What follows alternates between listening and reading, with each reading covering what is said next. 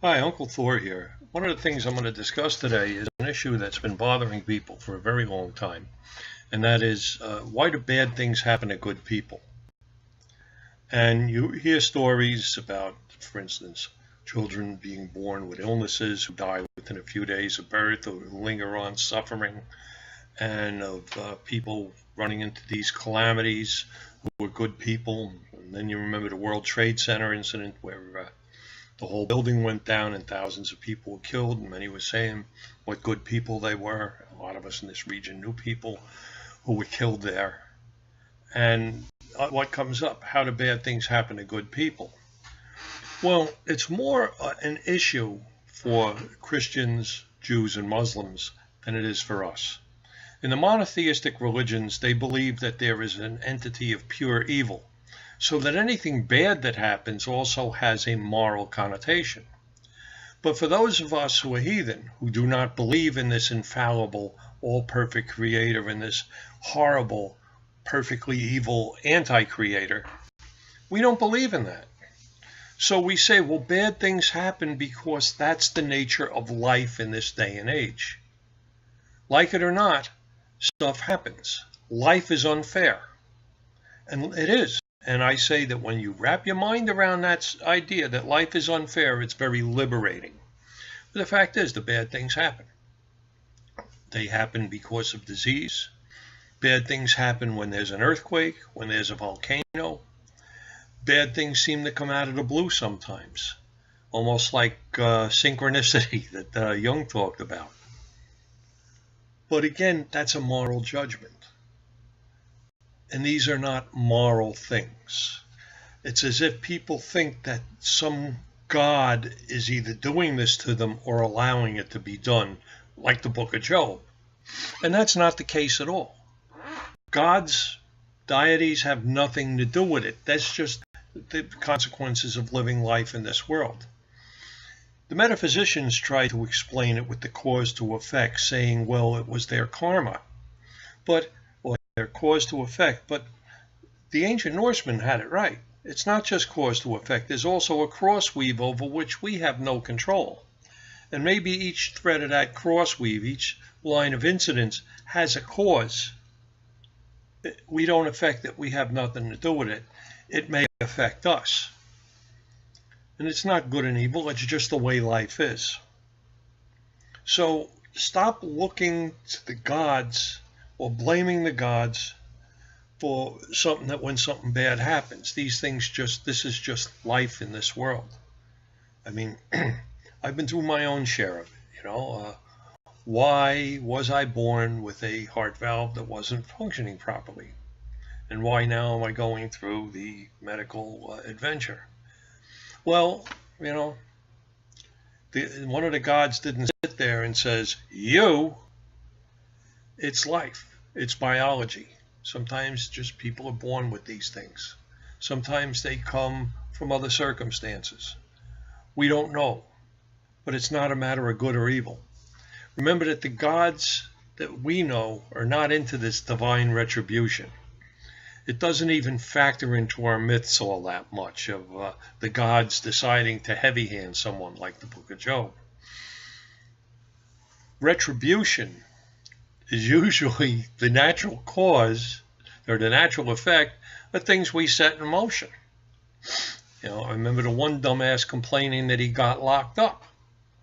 Oh, the gods must have really wanted to fix me. Well, he had done the crimes for which he got locked up. Stupid is what stupid does. And if you do something stupid, you're going to get the consequences for it. And that brings us to the moral side of this. What is evil? Evil is a spiritual or moral thing.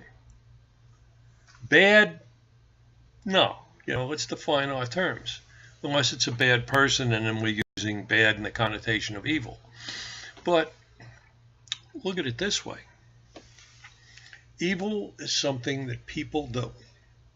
Some people do it.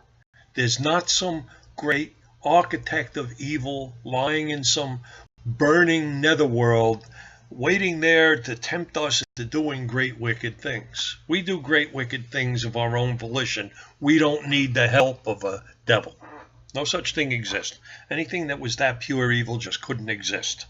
There are metaphysical and spiritual reasons why. Just like there's not this God of such pure good that he loves us absolutely and stuff that everything should be perfect. Then you come up, well, if he's perfect and so good, why do we get hit with this nonsense? And, oh, you're being tested for an afterlife? Yeah, that doesn't fly either. That sounds to me like a crock. To get people to concentrate on winning the prize over there rather than making something of their lives here. But this good and evil thing, evil is often stupidity. I'd say stupidity is the greatest evil. Ignorance can be cured. People can learn. But stupidity, you can be a genius and be stupid and do stupid things. You look at crime, you look at the people who are in jail. Most of the things they did to put themselves there have a lot of stupidity behind the decision to do those things. And some of them are too dumb to realize yet what they did wrong. It's not ignorance, it's stupidity. It's something that I don't know what the cure for is. Is wisdom the cure for stupidity? I don't know. Remember the old saying, in order to be an old and wise, first you got to be young and stupid. Maybe it is, maybe it isn't. But again, the bad things that happen to people aren't some moral thing. Okay? And I liken it like this. If you go down the block and kick Joe Schmo in the balls, then you did something wrong. You shouldn't have done that to the guy. But then if you're going to say, oh, God will forgive me, that's the same thing as after kicking Joe Schmo in the balls, you go up the block to Piss Pot Pete and say, hey, Pete, I just kicked Joe in the balls, forgive me. The gods aren't sitting there with a book of moral wrongs. This is a practical wrong, has to be dealt with at a practical level. But a lot of Christians, they go, oh, well, God forgives me, so I'm off the hook. And they don't want to even consider the fact, well, what about the person you did it to? Don't you owe them amends or something? Oh, well, God forgave me. We had a relative like that. And she would do awful things to people. She was always up to something rotten and would blame it on this mental illness she supposedly had. And, oh, well, you've got to understand. The thing is, we did understand. And then she'd say, but God forgives me. When they asked, well, why don't you go back and make amends? Oh, I don't have to. God forgave me. Well, not really. Because the people that she hurt, they didn't forgive her. And so she wondered why she didn't have many friends and why people didn't like her. And she couldn't even look to her own behavior and see that she and her actions were the author of this. This wasn't divine retribution. And of course, what goes with that is blaming others for your own wrongs and for the consequences of your own actions. There is a cause to effect in life. It's pretty obvious. It's pretty obvious. So again, this evil is a moral thing. And when bad things happen to people, they are not moral incidents for the most part.